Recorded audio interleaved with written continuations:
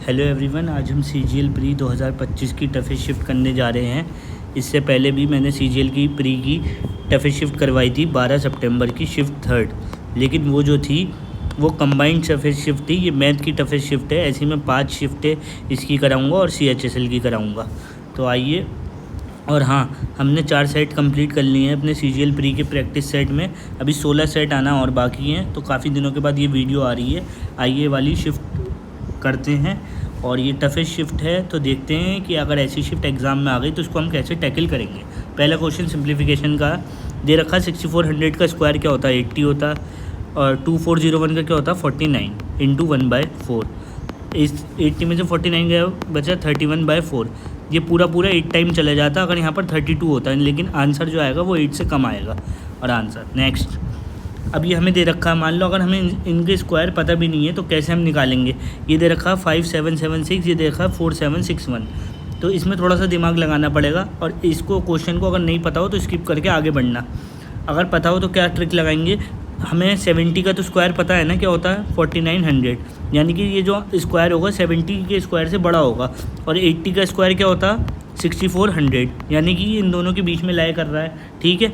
अब इसका unit digit दे रखा है 6। अगर 6 इसका यूनिट डिजिट है तो दो पॉसिबिलिटी हो सकती हैं। या तो ये 6 वाले का यूनिट डिजिट का स्क्वायर होगा या फिर 4 वाले का, क्योंकि 4 का स्क्वायर 16 होता है। तो या तो ये स्क्वायर जो होगा उसका यूनिट डिजिट 4 होगा या फिर 6 होगा। तो मैं देखता हूँ। और ये जो लाई करेगा 70 से 80 के बीच में लाई करेगा। तो 75 76 देखते हैं। तो अगर ये 76 का स्क्वायर है और 6 भी इसकी पॉसिबिलिटी है, या तो ये 74 का होगा या 76 का होगा। मैं बड़ी वाली वैल्यू चेक कर लेता हूँ। तो ये आ गया 42 और 45 इंटू 42 47 9 ये हो गया 3 5। तो 6 7 7 6। तो ये आ गया स्क्वायर का आएगा। ये 76 का स्क्वायर है। अब इस पे देखते हैं 47। आपको पता है जो 60 का स्क्वायर होता है वो 3600 होता है ना। और 70 का स्क्वायर क्या होता है? 4900 होता है। यानी कि ये वाला स्क्वायर भी इसके बीच में लाया करेगा 60 और ये, क्योंकि ये 4761 है। अब 1 के साथ केस ये है, इसका यूनिट डिजिट 1 है। यानी कि ये 9 का स्क्वायर हो सकता है, क्योंकि 9 का जो स्क्वायर होता है उसका यूनिट डिजिट 1 आता है। यानी कि इसके लास्ट में जो नंबर आएगा उसका या तो स्क्वायर रूट जो है वो एंड करेगा 1 से या फिर 9 से। तो ये आंसर जो ये मैंने मान लिया, क्योंकि ये 4761 जो है ये 70 के बहुत ज़्यादा करीब है। तो इसका स्क्वायर रूट जो होगा वो 69 होगा।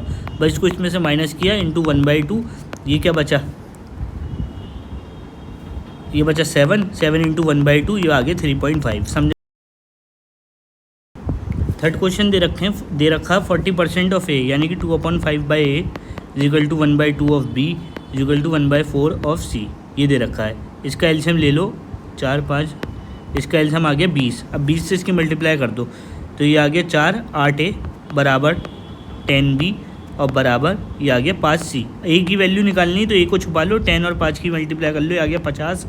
बी आ गया, बी को छुपा लो, ये आ गया 40। सी आ गया, सी को छुपा लो, तो ये आ गया 80। यानी कि 5 4 8 आंसर। नेक्स्ट फोर्थ क्वेश्चन दे रखा है। 2 कंटेनर है मिल्क और वाटर का जिसमें रेशियो है 2:3। एक और कंटेनर है मिल्क और वाटर का जिसमें रेशियो है 3:2। अगर इन दोनों को कंबाइन कर दें तो रिजल्टेंट मिक्सचर क्या होगा? मुझे एक बार बताओ। 3 और 2 5 और ये 3 और 2 5। यहाँ पर ऑलरेडी जो मिक्सचर है उसकी वैल्यू पहले से ही सेम है, तो कुछ नहीं करना है। इन दोनों का ये आ गया 5 और ये 5, यानी कि 1:1।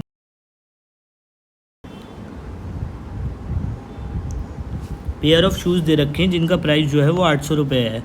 उनको 2 से डिस्काउंट देने के बाद 612 रुपये में बेचा गया। पहला डिस्काउंट था 10% का, तो ये हो गया 9/10। दूसरा डिस्काउंट मैंने मान लिया एफ, ये फ्रैक्शन की वैल्यू। तो ये इससे कट गया 8 से 8, 9 से ही काट दो, 9 चक्का 54 और ये बचा 7। तो ये हो गया 8 है ना, 8 68। ठीक है। ये एफ़ की वैल्यू आ गई 68/80। अब इसको ज़रा काटो। ये आ गया 3 4, ये आ गया 40, ये आ गया 1720। यानी कि फ्रैक्शन की जो वैल्यू आई वो 17/20 आई। यानी कि कोई चीज़ 20 की थी 17 में बिकी, यानी कि 3 का लॉस हुआ 20 पे, तो 15%। आगे एक प्रोडक्ट है, एक रिटेलर है जिसने प्रोडक्ट को 60% मार्क किया, यानी कि 100 का था 160 का कर दिया। उसके बाद 2 डिस्काउंट प्रोवाइड करे 25 और 10% के। 25% यानी कि 3/4 बचा हुआ, और ये आ गया 9/10। तो ये आ गया 40 और ये आ गया 40, ये तो पूरा कट गया 40 से। तो ये आ गया 12 तिया, ये तो 0 से 0 कट गया ना, हाँ। तो आ गया 4 इंटू 3 12, 12 9 108, यानी कि उसे इतने रुपये का डिस्काउंट देने के बाद सामान इतने का उसने बेचना पड़ा है। अगर उसने 160 रुपये का प्रॉफिट कमाया तो मुझे एक बार बताओ, 100 की चीज़ 108 में बिकी, उसे प्रॉफिट कितना कमाया? 8 का। लेकिन ये 8 की वैल्यू क्या है? 160, यानी कि 20 गुना। हमसे पूछा क्या? Cost price. तो कॉस्ट प्राइस भी तो 20 गुना होगा, 2000 रुपये। इसकी वैल्यू निकालनी है। x + 2/x की वैल्यू 7 दे रखी, तो इसकी वैल्यू क्या होगी? तो ये तो बहुत नॉर्मल क्वेश्चन है। इसमें आप अगर इसका क्यूब भी करेंगे, x³ प्लस का 8/x³, ये हो गया 3 × x × 2/x, और ये हो गया 3 + 2/x, यानी x + 2/x, सॉरी, ये हो गया 343। इसकी वैल्यू तो 7 दे रखी है, इससे कट गया × 6, और ये आ गया x³ प्लस का अपॉन x³, ये आ गया 343। तो अगर x³ प्लस अपॉन 8 + x³ ये हो गया 343 माइनस का 42, तो 301 आ गया आंसर। नेक्स्ट, एक एजुकेशनल फ़ंड है जिसमें 6 लाख रुपए का फ़ंड है, 6 लाख रुपए का, जो कि 9% का सिंपल इंटरेस्ट जो है वो अर्न करता है। ये जो इंटरेस्ट है, इससे 3 स्कॉलरशिप मिलती हैं। पहली और तीसरी स्कॉलरशिप की वैल्यू दे रखी, दूसरी स्कॉलरशिप की बतानी। मुझे एक बार बताओ, 6 लाख पे उसे इंटरेस्ट कितना मिल रहा? 9% मिल रहा, यानी कि 54,000 रुपये। इस 54,000 रुपये में से एक स्कॉलरशिप 18,000 की है, थर्ड वाली जो है वो 22,000 की है, तो ये दोनों कितनी हो गई? 40,000 की। तो बची हुई कितनी की हुई? सेकंड वाली 14,000 की। नेक्स्ट, एक suppose x is invested for x is invested for 2 year at 5% interest rate, ठीक है, और वो y देता है, यानी कि y रुपये उसको वो देता है अमाउंट। अगर y को हम इन्वेस्ट करते हैं 2 साल के लिए, तो वो 5% वो z देता है। तो कौन सी स्टेटमेंट ट्रू होगी? मुझे एक बार बताओ, पैसा कितना लगाया? x रुपये लगाए, प्रिंसिपल हो गया x, कितने साल के लिए? रेट कितना? 5%, कितने साल के लिए? 2 साल के लिए, और निकल के रहा उससे y, यानी कि x की वैल्यू आ गई 10, ये हो गई x × 5/100 × 2, तो ये हो गई 50 1/10, ये आ गई x/10 y की वैल्यू पहले वाली इक्वेशन से। दूसरे में कह रहे हैं हमसे y पैसे हमने लगाए 2 साल के लिए, वही 5% की दर से, और हमें मिल रहा है z, तो ये भी वही आ गई, ये आ गई y/10। मुझे आंसर क्या चाहिए? मुझे आंसर चाहिए y की टर्म में, क्योंकि यहाँ पर सब मुझे आंसर चाहिए कौन सा वाला स्टेटमेंट ट्रू होगा। तो अगर ये x/10 है और ये, तो y की वैल्यू हो गई x/10, और यहाँ से भी y की वैल्यू जो होगी वो होगी 10z, ठीक है। तो अगर मैं यहाँ से y का स्क्वायर करूँ, यानी कि x/10 × 10z, तो ये किसके बराबर आ रहा है? ये इससे कट गया, तो xz के बराबर आ रहा है, तो y² की वैल्यू आ गई xz। ये वाला स्टेटमेंट सही है। एक एरोप्लेन है जो कि हवा में उड़ रहा है 300 मीटर की, 300 मीटर की ऊंचाई पर उड़ रहा है। उसका एंगल ऑफ डिप्रेशन 2 बोर्ड्स का अपोजिट साइड पे दे रखा है 45 और 30, यानी कि 2 बोर्ड हैं, एक इस तरफ एक इस तरफ, ये और ये, यानी कि 45 है, ये 45 है डिप्रेशन, और ये 30 है, तो ये भी 30 है। हमसे क्या पूछा गया? दोनों बोर्ड के बीच की डिस्टेंस बताओ। तो इसको x मान लो, इसको y मान लो। तो 10 45 किसके बराबर हो गया? 300/x, तो x की वैल्यू क्या आ गई? 300, ये तो आ गई 300। y का पूछा तो 10 30 किसके बराबर हो गया? 300/y, और y हो गया 300√y, ठीक है। हमसे x + y निकालना में, तो 300 कॉमन ले लो, ये हो गया √3 + 1।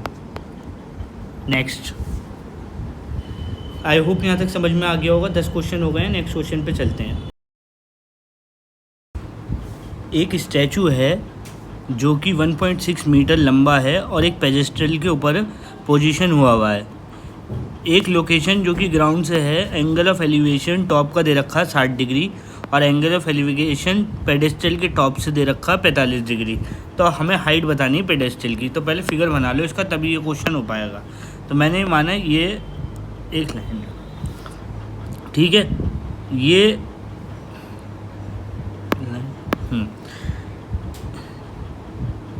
ये है हमारा पेडेस्टल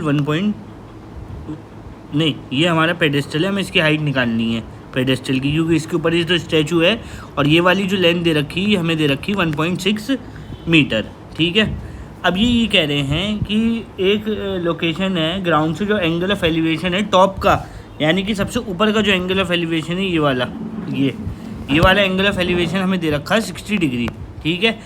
और जो एंगल ऑफ एलिवेशन है टॉप ऑफ द पेडेस्टल, यानी यहाँ से जो एंगल ऑफ एलिवेशन है वो नीचे वाला, वो दे रखा 45 डिग्री। ये हो गया हमारा फिगर।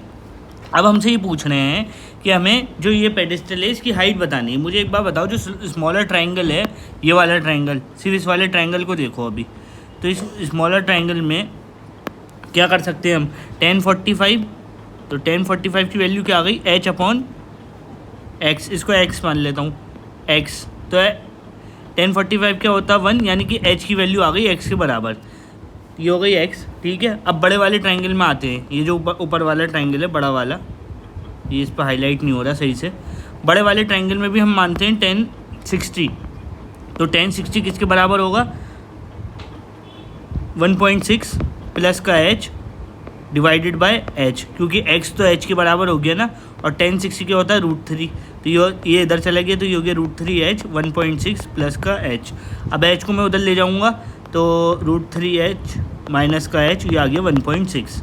अगर मैं h कॉमन ले लूँ तो ये आ गया √3 - 1, ये हो गया 1.6। अब मुझे यहाँ से h की वैल्यू निकालनी, क्योंकि यही पेडेस्टल की हाइट है।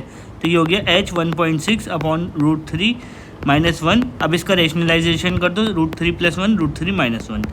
तो ये हो गया 1.6 √3 प्लस का 1, और ये हो गया √3 का होल स्क्वायर माइनस 1 का स्क्वायर, यानी कि ये 2। तो ये कट गया, ये हो गया 0.8। तो आ गया 0.8 √3 प्लस का 1। यही हमारी हाइट है पेडेस्टल की। तो इसमें मेन चीज़ जो थी फिगर का काम था। फिगर पता होना चाहिए, अगर फिगर बना लोगे तो आसानी से क्वेश्चन हो जाएगा। नेक्स्ट क्वेश्चन है, एक इनर और आउटर रेडियस दे रखी होलो स्फेरिकल शेल की, जो कि है 7 सेंटीमीटर और 14 सेंटीमीटर। हमें अप्रॉक्सीमेट वॉल्यूम निकालनी है। तो क्वेश्चन में दे रखा अप्रॉक्सीमेट वैल्यू, तो इसमें यूनिट डिजिटल सम तो काम करेगा नहीं, तो डायरेक्ट अप्रॉक्सीमेट वैल्यू निकालने की कोशिश करेंगे हम, कम से कम सॉल्व करने की कोशिश करेंगे। तो जो हॉलो हेमिस्फीयर है उसका वो क्या होता है फार्मूला, यही तो होता है r³ माइनस ये। अब ये हमें दे रखा है, ये हो गया 22/7। अब ये है 14 का क्यूब माइनस का 7 का क्यूब।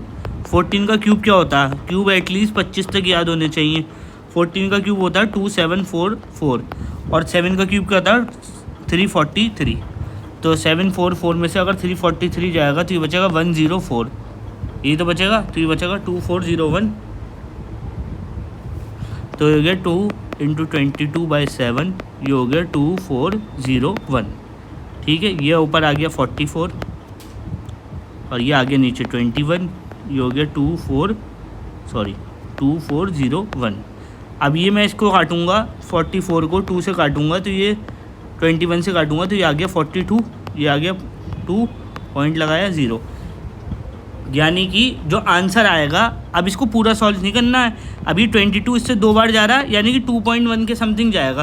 तो 2401 की अगर मैं 2 में मल्टीप्लाई करूँगा तो ये आ गया 2084, यानी कि आंसर जो आएगा वो 4800 से बड़ा आएगा। 4800 से बड़ा आएगा, 4800 से बड़ा मतलब इतना आएगा, 5500 तो आ नहीं सकता, 4500 भी नहीं आ सकता, और 6000 के करीब तो जा नहीं सकता। तो आंसर जो होगा वो 5026 होगा। अगर अप्रॉक्सीमेट लगाना है तो इसी तरह करना पड़ेगा, तभी ये एग्ज़ाम में होगा। चलिए नेक्स्ट क्वेश्चन। एक सर्कुलर कोन है, उसको डिवाइड करा जाता है 2 सेक्शन में by plane that is parallel to the base. अब ऐसे टाइप का क्वेश्चन अगर पहली राउंड में अगर शुरू में दिख जाए तो करने की ज़रूरत नहीं है, बाद में करना, आगे चलो। If the side of a regular hexagon is doubled what happens to its area. पहली बात तो ये जो रेगुलर हेक्सागन है उसका एरिया, उसका जो फॉर्मूला होता है वो 3√3 डिवाइडेड बाई 2 एस स्क्वायर होता है। अब ये कह रहे हैं साइड जो है वो इसकी डबल कर दी जाए, यानी कि 3√2 ये कर दो 2s, यानी कि ये हो गया 3√3 डिवाइडेड बाई 2 4s का होल स्क्वायर। ठीक है, अगर मैं 4 कॉमन भी ले लूँ यहाँ से बाहर निकाल लूँ तो ये हो गया ये, यानी कि एरिया का पूरा पूरा 4 गुना हो रहा, तो क्वाड्रपल हो जाएगा। ठीक, एक सिलेंड्रिकल स्टोरेज कंटेनर है जिसकी बेस रेडियस 3 है, यानी कि ये कंटेनर है इसकी बेस रेडियस 3 है। इसको ऐसे डिज़ाइन किया जाता है कि इसमें सेक्शन बनाए जाते हैं जिसमें हाइट जो है वो AP के फॉर्म में है, 2 से लेके बॉटम सेक्शन से और 10 तक जा रही है ये। यानी कि अगर मैं ये मान लूँ कि ये इसकी हाइट है, इसमें इन्होंने सेक्शन बना दिए हैं ये ऐसे ऐसे सेक्शन, यानी कि ये 2 सेंटीमीटर तक की हाइट का, फिर ये 4 सेंटीमीटर का, ये 6 का, ये 8 का और ये 10 का, ऐसे 5 सेक्शन बना दिए हैं टोटल। तो हमें टोटल एरिया निकालना है, वॉल्यूम निकालनी है कंटेनर की। तो मुझे एक बार बताओ, 10 और 8 18 और 6 24 28 ये, यानी कि इसकी पूरी कंबाइंड हाइट जो हो गई वो हो गई 30 सेंटीमीटर। अब इसकी वॉल्यूम निकालनी, वॉल्यूम होती है पाई आर स्क्वायर एच, ये 3.14 लेने को कहा है, ये हो गया 9 एच है ये, तो ये हो गया 3.14 इंटू 270। तो 270 की अगर मैं 3 में भी गुना करूँगा तो ये आएगा 810, तो आंसर जो आएगा वो 810 से थोड़ा सा ही ऊपर आएगा, तो 847। Find the slope of the line 7x + 4y = 8। इसका हमें स्लोप निकालना है। तो स्लोप की इक्वेशन आपको पता है कि y = mx + c होती है। तो ये लिखा हुआ 7x + 4y = 8। एक काम करता हूँ, इसको 4 से डिवाइड कर देता हूँ, तो ये आ गया 4 प्लस का y और ये आ गया 2। ठीक है, अब इसको मैं इससे कंपेयर करता हूँ, तो ये y का यहीं रहने देता हूँ, इसको मैं भेज देता हूँ सीधे हाथ पे, तो ये हो गया 7/4x प्लस का कांस्टेंट जो हो गया 2। तो यहाँ से m की वैल्यू क्या आ गई 7/4 माइनस का। What is the total sum of the exterior angle of a polygon और नीड। ये तो दुनिया जानती है 360 डिग्री, बहुत ईजी क्वेश्चन है। एक ट्रायंगल दे रखा है ABC जिस पर मीडियन AD BE और CF इंटरसेक्ट करती हैं एक सेंट्रॉइड G पे। अगर triangle of area of triangle ABC का 60 है तो एरिया ऑफ ट्रायंगल GBC का बताओ। तो बहुत इजी क्वेश्चन है, हालांकि फिगर बनाने की ज़रूरत नहीं है, लेकिन समझने के लिए बना देता हूँ। तो मैंने माना ये ट्रायंगल ABC दे रखा है ABC। अब ये मीडियन है एक AD, ये वाली मीडियन है, एक मीडियन ये है BE और एक मीडियन है ये CF। ये इंटरसेक्ट करती हैं G पॉइंट पे, जो कि सेंट्रॉइड है। ये पता ही होना चाहिए कि सेंट्रॉइड जो मीडियन को है वो 2:1 में डिवाइड करता है। अब ये दे रखा जो पूरे ट्रायंगल का एरिया है वो दे रखा 60 सेंटीमीटर का स्क्वायर। हमसे पूछा GBC का, GBC कौन सा हुआ GBC। ये तो देख के ही पता चल रहा है कि ये वाला जो ट्रायंगल है ये इसका एरिया 1/3 हो जाएगा, यानी कि 60 × 1/3 यानी कि 20 सेंटीमीटर का स्क्वायर आंसर। ये दे रखा है हमें बताना है कि एक्स की वैल्यू क्या होगी। तो इस क्वेश्चन में रेशनलाइजेशन करने की बजाय डायरेक्ट वैल्यू पुट करके देख लिया करो। तो मैं पहली वैल्यू पुट करके देख लेता हूँ। तो ये आ गया 5 + 3, ये हो गया 5 - 3, ये हो गया 2, तो ये हो गया 5 + 3, ये हो गया माइनस का 2, तो ये हो गया √8 को लिख सकते हैं 2√2 प्लस का 2, ये हो गया 2√2 माइनस का 2। ठीक है, तो √2 से तो √2 कट जाएगा, ये आगे 2 + 1 नीचे और ये आगे 2 - 1 नीचे, तो ये आंसर आ गया 3। हालांकि मैं 4 मैंने इसलिए नहीं रखी क्योंकि अगर मैं यहाँ पर 4 रखता तो 5 + 4 ये हो जाता √9, तो ये 3 तो बच जाता, फिर ये आता √2, तो 3 + √2 में यहाँ पर कुछ कटता नहीं, यहाँ 2√2 के आने की वजह से √2 से कट गया। 2 सर्कल हैं, उनकी रेडियाई की जो रेशियो जो लेंथ दे रखी है वो 2:1 दे रखी है। ठीक है, हम और डायरेक्ट कॉमन टेंजेंट की जो लेंथ दे रखी है वो 8 सेंटीमीटर दे रखी है, तो उनके बीच का डिस्टेंस जो है वो 10 सेंटीमीटर है। हमें स्मॉलर वाली रेडियस की लंबाई बतानी है। तो डायरेक्ट कॉमन टेंजेंट का फॉर्मूला आप लोगों को ऑलरेडी पता ही होगा, d² माइनस का r का होल स्क्वायर होता है। अब ये हमें जो डिस्टेंस है वो गिवन है ऑलरेडी, क्या डिस्टेंस हमें दे रखी है 8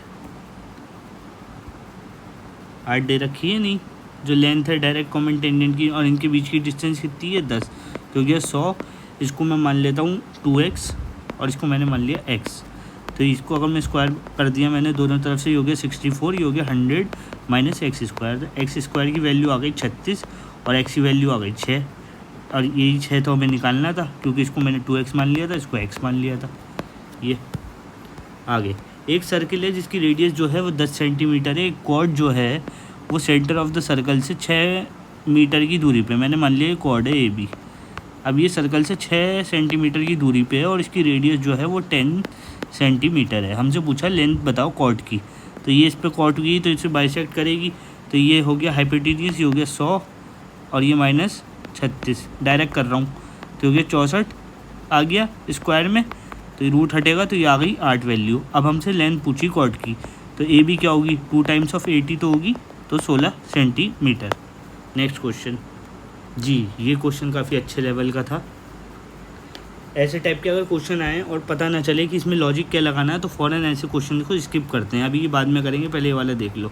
साइन की वैल्यू दे रखी 2x/1/x 1 प्लस एक्स स्क्वायर, तो हमसे पूछी है cos x की वैल्यू। तो अगर ये 2 है ये x है, तो अब यहाँ से मैं आइडेंटिफाई कर लूँगा कि जो थर्ड वाली वैल्यू होगी वो 1 माइनस एक्स स्क्वायर है। ये चीज़ मैंने आइडेंटिफाई कर ली, तो मुझे पूरा सॉल्व नहीं करना।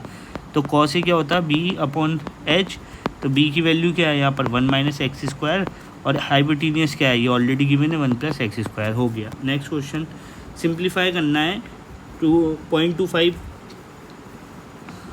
ये डिवाइड हो रहा है 0.25 का क्यूब और 0.05 का क्यूब डिवाइडेड बाय 0.5 का क्यूब प्लस 0.1 का क्यूब। करने के बहुत तरीके हैं, लेकिन सबसे आसान तरीका क्या है, बिल्कुल जो सामने लिखा हुआ उस चीज़ को आइडेंटिफाई करो। अब जैसे ही लिखा हुआ 0.5 जो डिनोमिनेटर में, तो इस 0.5 को मैं लिख सकता हूँ 2 इंटू, इसको मैं लिख सकता हूँ 2 इंटू 0.25, और ये जो 1 लिखा हुआ है इसको मैं लिख सकता हूँ 2 इंटू 0.05, क्योंकि अगर मैं इसको मल्टीप्लाई करूँगा तो ये यही तो आएगा। सिमिलरली अगर मैं इसको मल्टीप्लाई करूँगा तो यही आएगा। तो जो चीज़ डिनोमिनेटर में लिखी हुई ये वाला पार्ट अगर मैं इसको लिखूँ तो ये हो गया 2 इंटू 0.25 का क्यूब प्लस 2 इंटू 0.05 का क्यूब। ये बात समझ में आ गई, ये डिनोमिनेटर हो गया। ऐसी अगर मैं यहाँ पर ये न्यूमरेटर मेरा क्या दे रखा है 0.25 का क्यूब प्लस 0.05 का क्यूब, ठीक है, ये गिवन है या नहीं। अब मैं इन दोनों में से 2 का क्यूब कॉमन ले सकता हूँ डिनोमिनेटर में, यहाँ से भी 2 का क्यूब आएगा, यहाँ से भी 2 का क्यूब आएगा, तो ये आ गया 0.05 का क्यूब प्लस 0.05 का क्यूब। तो ये चीज़ तो इससे पूरी कट गई, ये आ गया 1/8, और 1/8 किसकी वैल्यू होती है 0.125 की। सिर्फ और सिर्फ ऑब्जर्व करना है और कुछ नहीं करना है। ये बिल्कुल अगर ये वाला क्वेश्चन देखोगे और ये वाला क्वेश्चन देखोगे तो बिल्कुल सिमिलर क्वेश्चन है, सेम अप्रोच लगेगी दोनों में। यहाँ लिखा हुआ 0.05 का क्यूब प्लस 0.005 का क्यूब डिवाइड हो रहा है 0.25 के क्यूब से प्लस 0.025 के क्यूब से। तो इसमें हम क्या कर सकते हैं, नॉर्मल सी चीज़ है, जो न्यूमरेटर है और डिनोमिनेटर है उन सारे नंबर्स को कंपेयर कर लेते हैं। अब मैं मान लो डिनोमिनेटर को देख रहा हूँ, तो ये लिखा हुआ 0.25, तो मैं 0.25 को ये लिख सकता हूँ 5 इंटू 0.05, और सिमिलरली 0.025 को लिख सकता हूँ 5 इंटू 0.005। ये 2 वैल्यू आ गई। अब ये 2 वैल्यू आने की वजह से क्या हो गई, ये भी क्यूब है ये भी क्यूब है, तो यहाँ से मैं क्या करूँगा, जैसे मैंने ऊपर वाले क्वेश्चन में करा था कि 0.05 का क्यूब प्लस 0.05 का क्यूब। अब यहाँ से मैं 5 का क्यूब कॉमन ले लेता हूँ। अब मैं 5 का क्यूब कॉमन ले लूँगा तो सिमिलरली ये वाली चीज़ और ये वाली चीज़ सेम हो जाएगी, तो ये पूरा इससे कट जाएगा, तो ये आ गया 1/125। तो ये वाला क्वेश्चन भी हो गया। हालांकि पूरा ऑब्जर्वेशन बेस्ड क्वेश्चन है इस। हाँ, तो ये 2 क्वेश्चन रह गए थे, एक सर्कुलर कोन वाला जो प्लेन पैरेलल वाला फ्रस्टम वाला, और एक 10 वाला। तो पहली बात तो ये ऐसे टाइप के क्वेश्चन अगर एग्ज़ाम में दिखें और स्पीड कम हो तो फ़ौरन स्किप करना, और शुरुआत में तो ये क्वेश्चन अटैम्प्ट करना ही मत।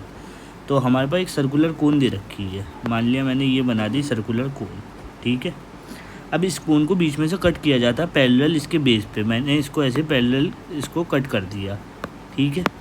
अब इसमें जो वॉल्यूम है फ्रस्टम की और स्मॉलर कोन की, उनकी वॉल्यूम का जो रेशियो दे रखा वो 7:1 दे रखा। मुझे एक बात बताओ, जब मैंने इस प्लेन को कट कर दिया तो नीचे वाला पार्ट जो है ये तो फ्रस्टम बन गया, ये है ना, जो नीचे वाला पार्ट है ये तो फ्रस्टम बन गया। अब ये नीचे वाला पार्ट फ्रस्टम बन गया और ऊपर वाला पार्ट जो है वो स्मॉल वाली कोन बन गई। तो ये वाला जो कोन है स्मॉलर कोन, इसका जो वॉल्यूम दे रखा है हमें 1 दे रखा है और नीचे वाला फ्रस्टम का वॉल्यूम हमें दे रखा है 7। हमसे ये पूछा है जो इनकी हाइट का रेशियो है वो बताना है हमें। तो अगर मुझे हाइट का रेशियो बताना है तो ये बेसिक कंसेप्ट आपको पता होना चाहिए। अगर दो सिमिलर कोन होती हैं, सिमिलर कोन के लिए जो वॉल्यूम होती है वो उनके हाइट के क्यूब के डायरेक्टली प्रोपोर्शनल होती है, यानी कि जो वॉल्यूम है स्मॉलर कोन का वो तो 1 है और जो पूरे कोन का वॉल्यूम है लार्जर कोन का वो हो गया 1 + 7 यानी कि 8। तो ये हो गया 1/8, इनकी वॉल्यूम का रेशियो आ गया। मुझे एक बात बताओ, ये 1 है, ये पूरा 8 है, ठीक है। अब मुझे इनकी हाइट का रेशियो निकालना है। अगर हाइट का रेशियो है वो तो कोन की वॉल्यूम के डायरेक्टली क्यूब के प्रोपोर्शनल होता है, तो छोटी वाली हाइट और बड़ी वाली हाइट का जो क्यूब होगा वो 1/8 के बराबर ही तो होगा, क्योंकि ये 1 है, ये 1 है और ये पूरा जो है ये 8 है। तो जो स्मॉलर हाइट है और बड़ी वाली हाइट है इनका जो रेशियो आ गया ये आ गया 1:2।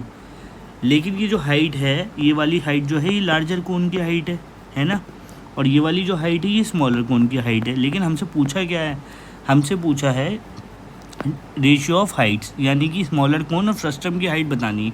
मुझे एक बात बताओ, ये पूरी जो हाइट है ये 2 है, ऊपर वाली 1 है, तो नीचे वाली की भी तो 1 ही होगी। तो इसलिए जो रेशियो आएगा हाइट का वो 1:1 आएगा। बस ये सिंपल सा कंसेप्ट था। अब लास्ट क्वेश्चन पे चलते हैं जो कि 10 वाला था, जो मैं बता रहा हूँ, जो बहुत ही ज़्यादा लेंदी क्वेश्चन है, क्योंकि एग्ज़ाम में जो आपको मेथड क्लिक करेगा, मैं जो बता रहा हूँ वही मेथड क्लिक करेगा, और अगर इसके अलावा कोई और मेथड क्लिक करेगा तब भी आपका टाइम जो है वो बहुत ज़ाया होगा इस क्वेश्चन में। तो यही मैं सजेस्ट करूँगा कि अगर ऐसा टाइप का क्वेश्चन दिख जाए तो स्किप कर देना, जिसमें कुछ समझ में नहीं आ रहा हो, क्योंकि इसके ऑप्शन बहुत अजीब से दे रखे हैं। पहली बात तो ये है 10 स्क्वायर है और सेक स्क्वायर है लिखा, तो इसको थोड़ा सा चेंज कर लो। ये हो गया 10 स्क्वायर है, इसको लिख लो 1 + 10 स्क्वायर है, यानी कि मुझे जो वैल्यू निकालनी है वो 2 10 स्क्वायर है प्लस 1 की वैल्यू निकालनी है, ठीक है। यहाँ तक बात समझ में आई। ये चीज़ मुझे फाइंड करनी है। अब मुझे यहाँ पर गिवन है 10a + cot a दे रखा 4, तो cot को मैं लिख सकता हूँ 1/10। ये तो बेसिक पता ही होना चाहिए, ये लिख लिया। अब मैं इसको स्क्वायर अगर मैं करूँ तो मैं इसकी क्वाड्रेटिक इक्वेशन बना लेता हूँ। तो ये हो गया 10 स्क्वायर है -4 10a प्लस का 1। अब कुछ नहीं करना, वही श्रीराचार्य वाला फॉर्मूला लगा दो जिससे रूट्स निकालते हैं। तो यहाँ से मैं स्पेसिफिक 10 की वैल्यू निकाल लूँगा ये रूट लगाने के बाद। तो यहाँ से मुझे वैल्यू निकालनी है 10a की, ये आ गया माइनस का b, तो ये हो गया प्लस का 4 plus minus √b square. b square यहाँ क्या है 16 4, तो ये हो गया 16 × 4 × 1 × 1, और ये हो गया 2 × a, तो 2 × 1 नहीं दे रखा, तो ये आ गया 1, तो हो गया 4 प्लस माइनस √12 डिवाइडेड बाय 2। √12 को क्या लिख सकता हूँ मैं, 2√3। तो यहाँ से जो वैल्यू आ गई 10 की वो 2 + √3 आ गई। 10 की मैंने पॉजिटिव वैल्यू ले ली, ठीक है। अगर 10 की वैल्यू 2 + √3 आ गई तो मुझे फाइंड तो ये करना, तो यहाँ मैं 2 + √3 का होल स्क्वायर प्लस का 1 कर दूँगा, तो ये 2 4 + 3 प्लस का ये हो गया 4√3 प्लस का 1, तो हो गया 2 7 + 4√3 प्लस का 1, तो हो गया 14 प्लस का 8√3 प्लस का 1, तो हो गया 15 + 8√3। इतनी मेहनत मशक्क़त करने के बाद ये आंसर निकल के आएगा, और आप देख सकते हो 2 मिनट या 1-1.5-2 मिनट तो मुझे भी लग गए हैं करने में। तो ऐसे टाइप का क्वेश्चन अगर आए जिसमें क्वाड्रेटिक इक्वेशन बनानी हो, क्योंकि 15 मिनट का सेक्शनल टाइमर है, फ़ौरन इसको छोड़ देना। तो अब आप इस शिफ्ट का लेवल देख सकते हैं कि कुछ क्वेश्चन इस शिफ्ट में काफ़ी अच्छे लेवल के पूछे गए हैं, यानी कि 4 से 5, और सेक्शनल टाइमिंग में अगर 4 से 5 नंबर के ऐसे क्वेश्चन आ गए तो वो पेपर ख़राब करने के लिए बच्चों के लिए बहुत ही ज़्यादा सफिशिएंट है। इसलिए क्वेश्चन वही करने हैं जो कम टाइम में ज़्यादा हो सकें। वहाँ 25 में 25 ला के आपको हीरो नहीं बनना है, क्योंकि वो नंबर तो जुड़ेंगे नहीं, वो तो बेकार है। वहाँ 19 20 18 क्वेश्चन करके अपने आप को सफिशिएंट रखना है और आगे बढ़ना है। इसलिए ये टफेस्ट शिफ्ट इसलिए कराई जा रही है ताकि आपको अपनी औकात के बारे में पता रहे कि कौन सी चीज़ें करनी, कौन सी चीज़ें नहीं करनी है। तो ये टफेस्ट शिफ्ट CGL की मैंने करा दी है। अभी इसकी जैसी 4 शिफ्टें और आएंगी, और अगर टाइम बचा तो CHSL की भी करा दूँगा। 2 एक CGL की और एक CHSL की मैं ऑलरेडी अपलोड कर चुका हूँ। तो ये वाली टफेस्ट थी, ये थी 18 सितंबर की शिफ्ट 3। वो जो कराई थी वो 12 सितंबर की शिफ्ट 3 थी। तो ये मैंने करा दी है। हाँ, 4 सेट मैं ऑलरेडी करा चुका हूँ। मैं टोटल 20 सेट कराऊँगा। अभी थोड़ा टाइम है क्योंकि एग्ज़ाम थोड़ा डिले चल रहा है। तो अब जो नेक्स्ट वीडियो आएगी वो सेट 5 के ऊपर आएगी, तो उसके लिए आप रेडी रहिएगा। तो कमेंट सेक्शन में बताना कि वीडियो कैसी लगी। मैंने अपनी पूरी कोशिश करी है कि हर एक क्वेश्चन कराने की। भले ही टाइम ज़्यादा लग रहा हो, बट एटलीस्ट आपको बेसिक कंसेप्ट पता होना चाहिए कि अगर टाइम वहाँ पर एग्ज़ाम में थोड़ा बहुत बच जाए तो अपना बेसिक लगा के कैसे ना करके पेपर हो जाए। और जहाँ एलिमिनेशन की ज़रूरत है वहाँ मैंने वो बताया है। तो thank you everyone and be ready for the next video. Next video जो होगी वो सेट 5 के ऊपर होगी।